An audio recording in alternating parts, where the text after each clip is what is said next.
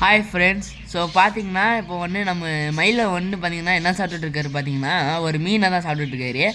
அவரை பாருங்கள் எப்படி ரசித்து ருசித்து அந்த மீனை சாப்பிட்றாருன்னு. இன்ச் பை இன்ச்சாக அழகாக சாப்பிட்றேன். அந்த ஷார்ட்ஸை பாருங்கள்.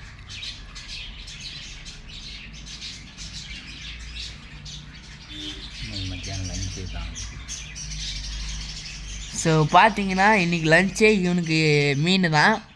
டெய்லி ஒரு மீன் கொடுத்துருவோம். அதை ஜாலியாக சாப்பிட்டுட்ருப்பாரு மைலோ.